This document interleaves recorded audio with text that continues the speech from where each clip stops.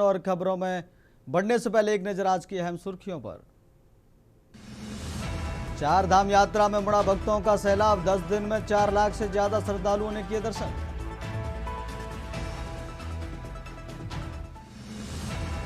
उत्तराखंड के 275 सरकारी स्कूल आज भी बिजली जैसी बुनियादी सुविधा से वंचित, भीषण गर्मी में बच्चों के बीमार होने का बना है खतरा। उत्तराखंड अधीनस्थ सेवा चयन आयोग ने 18 विभागों के 57 समूह ग पदों पर भर्ती की परीक्षा की स्थगित, अब नई तिथि होगी जारी। हल्द्वानी में जंगली जानवरों के आतंक से दहशत, टाडा रेंज में हाथी ने 2 ग्रामीण पर किया हमला, दर्दनाक मौत।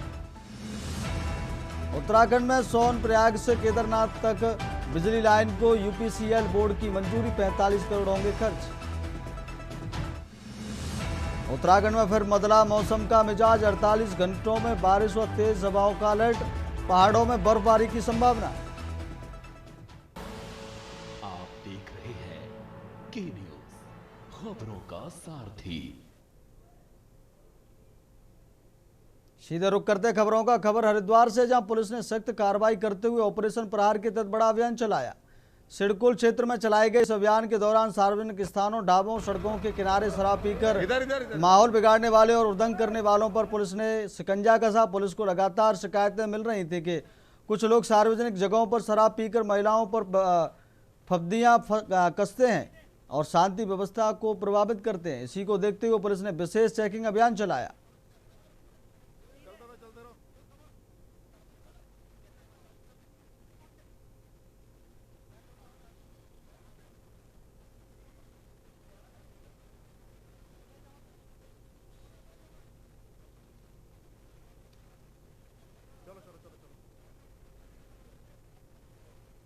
क्या कर रहे थे आप लोग? सार्वजनिक जगह पर शराब पी रहे थे ना? अब नहीं पीनी, ठीक है? बताओ पियोगे या नहीं पियोगे, है ना? बाहर सार्वजनिक स्थल पर शराब नहीं पिएंगे, बोलो जोर से, नहीं पिएंगे। चलो ठीक है।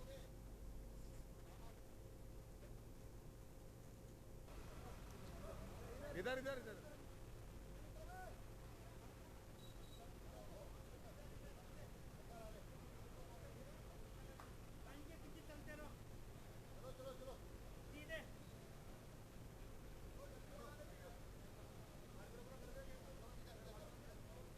चलते रहो।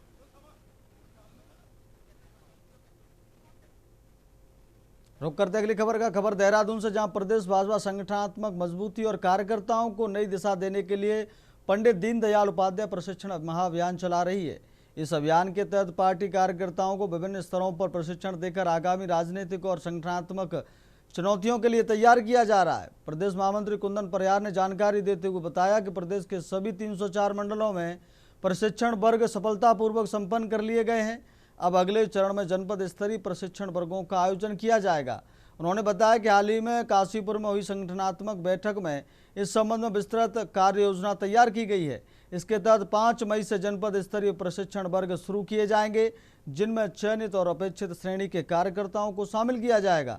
प्रशिक्षण का मुख्य उद्देश्य कार्यकर्ताओं को पार्टी की विचारधारा, संगठनात्मक कार्यप्रणाली और केंद्र एवं राज्य सरकार की उपलब्धियों से और अधिक मजबूती से जोड़ना है।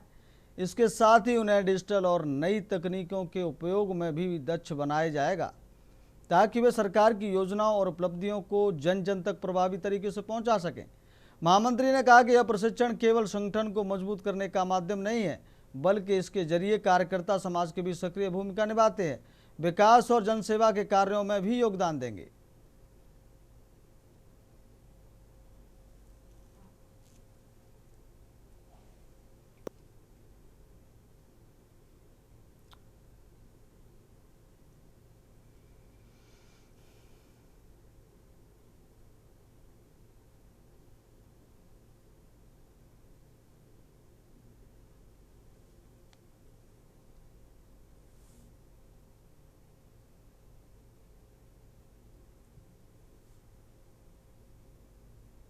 देखिए, प्रशिक्षण के दृष्टिकोण से अभी भारतीय जनता पार्टी ने अपने 304 सभी मंडलों में अपना प्रशिक्षण वर्ग जो है संपन्न कराए हैं और इसके अगले प्रक्रिया में जनपद स्तरीय हम लोग प्रशिक्षण वर्ग लगाने जा रहे हैं। इसीलिए हमने काशीपुर में बैठक आहूत की गई थी और उसके पश्चात उस बैठक में हमने कार्य योजना बनाई कि किस किस प्रकार से हम लोग जनपद स्तर पर अपने प्रशिक्षण वर्ग को प्रारंभ करेंगे। तो इसमें हम समझते हैं कि आने वाले 5 तारीख से हम लोग अपने जनपद स्तरीय जो प्रशिक्षण वर्ग है उसको संपन्न कराएंगे। इसमें हमारे जो अपेक्षित श्रेणी है उन सभी श्रेणी को वहाँ पर बुलाया गया है। और रुक करते अगली खबर का। खबर देहरादून से, जहां प्रेमनगर थाना क्षेत्र में देर रात लूट की बड़ी वारदात और पुलिस मुठभेड़ का मामला सामने आया है। घटना में बदमाशों ने एक युवक को गोली मारकर लूटपाट की और मौके से फरार हो गए। पीड़ित युवक देवराज के अनुसार काले रंग की गुजरात नंबर की कार में आए बदमाशों ने उससे करीब 2 लाख रुपए, मोबाइल फोन और अन्य जरूरी दस्तावेज लूट लिए। विरोध करने पर बदमाशों ने उसे गोली मार दी और जंगल की ओर भाग निकले। सूचना मिलते ही पुलिस मौके पर पहुंची और बदमाशों की घेराबंदी शुरू की। पीछा करने के दौरान जंगल क्षेत्र में बदमाशों ने पुलिस टीम पर फायरिंग कर दी। इस दौरान प्रभारी निरीक्षक नरेश राठौर घायल हो गए। पुलिस ने जवाबी कार्रवाई की, जिसमें एक बदमाश को गोली लग गई, जबकि उसके अन्य साथी अंधेरे का फायदा उठाकर फरार हो गए। घायल बदमाश, पुलिस अधिकारी और पीड़ित युवक को तत्काल अस्पताल ले जाया गया। इलाज के दौरान घायल बदमाश की मौत हो गई। फिलहाल पुलिस ने पूरे क्षेत्र में सर्च ऑपरेशन तेज कर दिया है और फरार आरोपियों की तलाश जारी है। जिले भर में नाकाबंदी कर वाहनों की सघन चेकिंग की जा रही है ताकि अन्य आरोपियों को जल्द गिरफ्तार किया जा सके।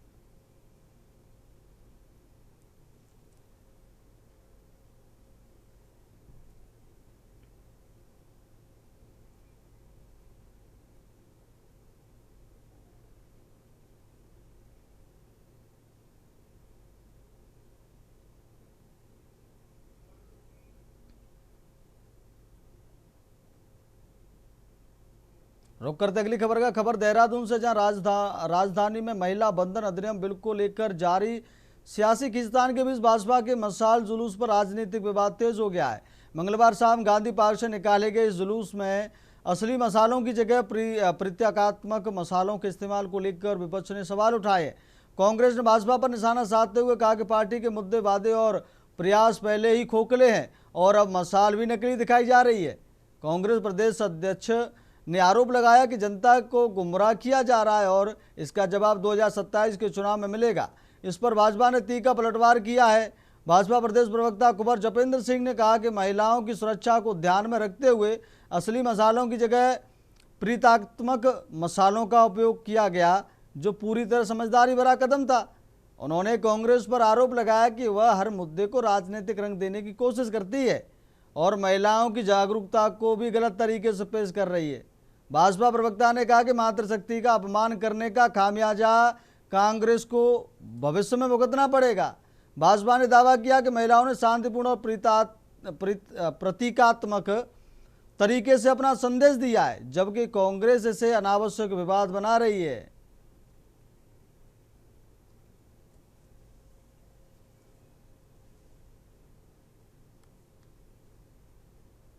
मशाल के प्रतीक के रूप में जिस तरह से महिलाओं ने सुरक्षा की दृष्टि से मशालें ना जलाकर उसके प्रतीक का इस्तेमाल करते हुए ये विरोध प्रदर्शन किया, ऐसे में भी कांग्रेस को मजाक और महिलाओं का अपमान सूझ रहा है। तो ये कांग्रेस का चरित्र है। और दूसरी तरफ गृहिणियां, मातृशक्ति इतनी समझदार हैं कि उन्हें लगा कि सुरक्षा की दृष्टि से हमने विरोध प्रदर्शन तो करना है, लेकिन मशाल को प्रतीक के रूप में इस्तेमाल कर हम ये दिखा दें कि हम जलती हुई मशालें हैं।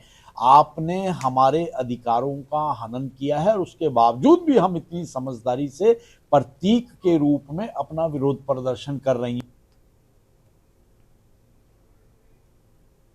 रुक कर लेते अगली खबर का। खबर देहरादून से, जहां नारकोटिक्स कंट्रोल और एंटी ड्रग प्रयासों को लेकर NCORD की 11वीं बैठक आयोजित हुई। बैठक में राज्य में बढ़ते नशे के खतरे पर गंभीर चिंता जताई गई और ड्रग्स के खिलाफ सख्त कार्रवाई के निर्देश दिए गए। मुख्य सचिव ने अधिकारियों को 15 दिन के भीतर विस्तृत एंटी ड्रग्स एक्शन प्लान तैयार करने के निर्देश दिए हैं। उन्होंने स्पष्ट कहा कि ड्रग्स की सप्लाई चेन को पूरी तरह तोड़ने के लिए पुलिस और संबंधित एजेंसियों को कड़े कदम उठाने होंगे। बैठक में यह भी निर्णय लिया गया कि स्कूलों और कॉलेजों में एंटी ड्रग क्लब बनाए जाएंगे और व्यापक जागरूकता अभियान चलाया जाएगा ताकि युवाओं को नशे से दूर रखा जा सके। इसके अलावा 100 मीटर के दायरे में तंबाकू और गुटखा की बिक्री पर सख्ती से रोक लगाने के निर्देश दिए गए हैं।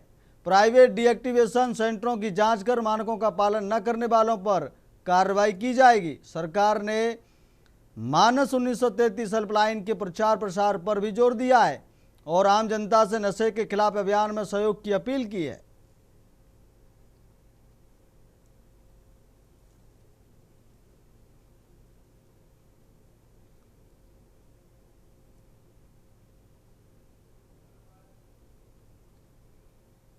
अगली खबर आपको देहरादून से बताते हैं, जहां राजधानी में जल जीवन मिशन 2.0 को लेकर केंद्र और राज्य सरकार के बीच महत्वपूर्ण समझौता एमयू पर हस्ताक्षर किए गए। मुख्यमंत्री पुष्कर सिंह धामी ने इस अवसर पर वर्चुअल रूप से प्रतिभाग किया और कहा कि इस समझौते से राज्य में जल जीवन मिशन को नई गति मिलेगी। मुख्यमंत्री ने बताया कि प्रदेश में जल जीवन मिशन के तहत लगभग 14 लाख ग्रामीण परिवारों को लाभ मिल रहा है। अब तक 16,500 पेयजल योजनाएं स्वीकृत की जा चुकी हैं, जिनमें अधिकांश पूरी हो चुकी हैं, जबकि शेष पर तेजी से कार्य जारी है। उन्होंने कहा कि राज्य की दुर्गम भौगोलिक परिस्थितियों के बावजूद योजनाओं का प्रभावी क्रियान्वयन किया जा रहा है। इसके साथ ही जल स्रोत संरक्षण पर विशेष ध्यान देते हुए स्प्रिंग एंड रिवर रिजुवेनेशन कार्यक्रम को आगे बढ़ाया जा रहा है। राज्य में 6,500 से अधिक जल स्रोतों का संरक्षण किया गया है और वर्षा जल संचयन में भी उल्लेखनीय उपलब्धि हासिल हुई है। जल शक्ति अभियान के तहत 1,000 गांवों में जल स्रोतों का पुनर्जीवन किया गया है। केंद्रीय मंत्री CR पाटिल ने उत्तराखंड सरकार के प्रयासों की सराहना की है और इसे प्रभावी मॉडल बताया।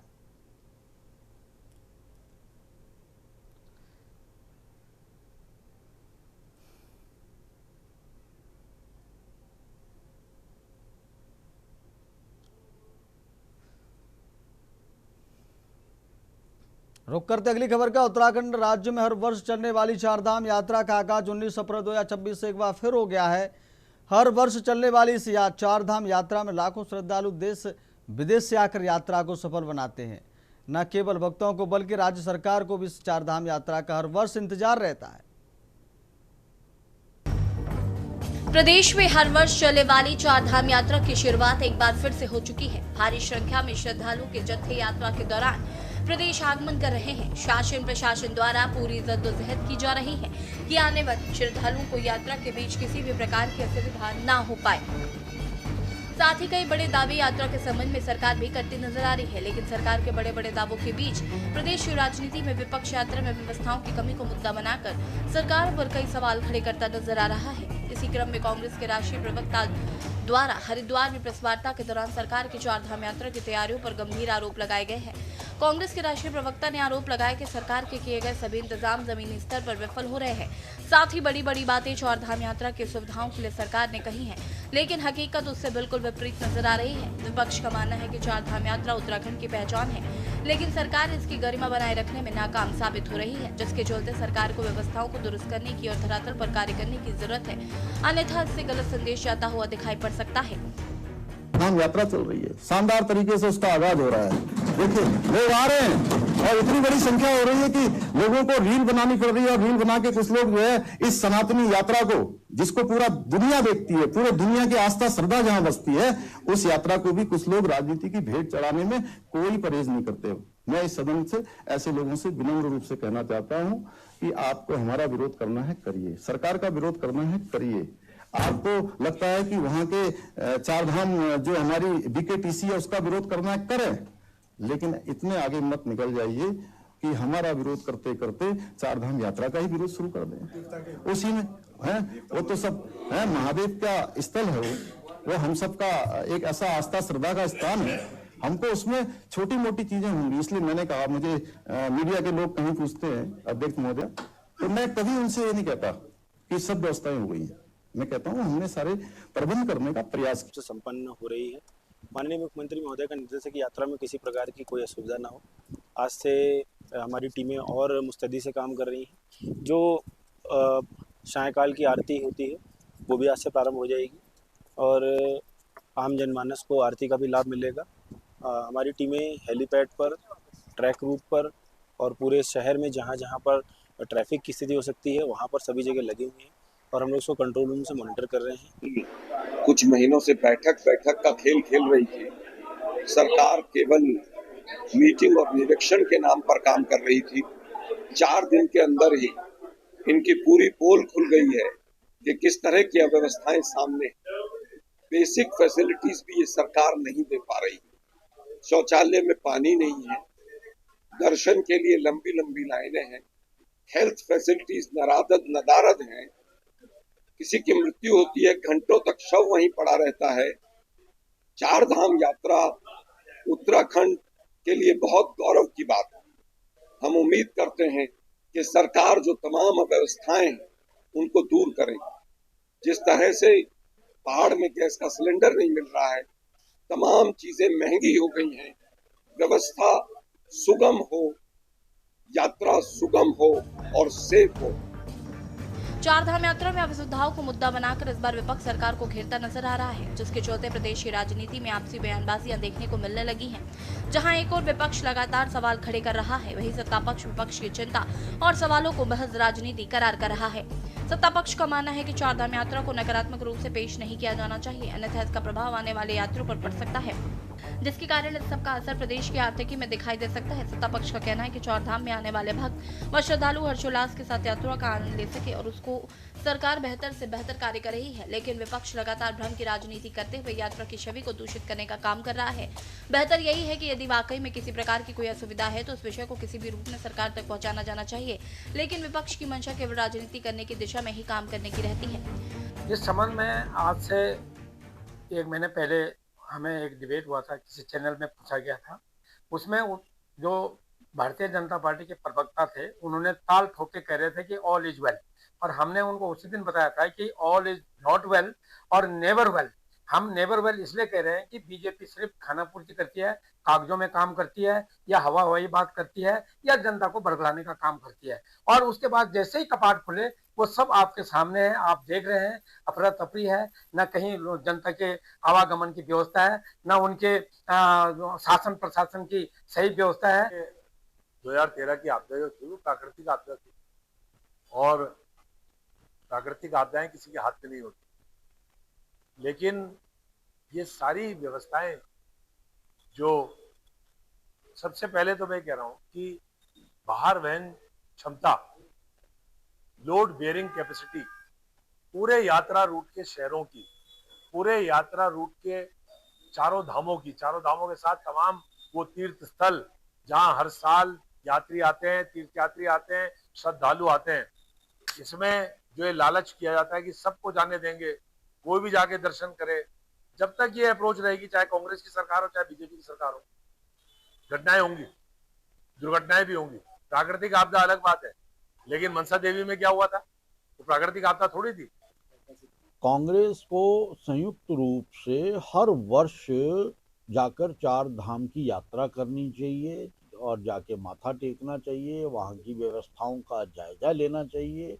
केवल और केवल राजधानी में बैठकर आप आलोचनाएं करते हैं, आप तुष्टीकरण की राजनीति को करते हैं, आप यात्रा सीजन में सरकार को और व्यवस्थाओं को बदनाम करने का काम करते हैं।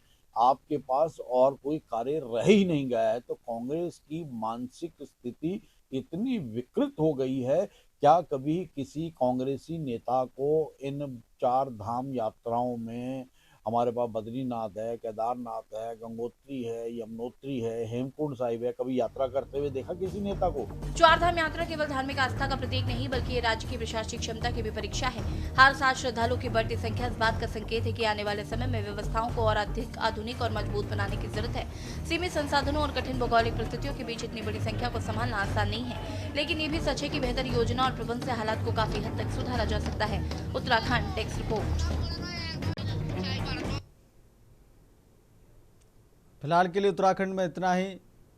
मुझे दीजिए इजाज़त। देखते रहिए के न्यूज़ इंडिया। नमस्कार।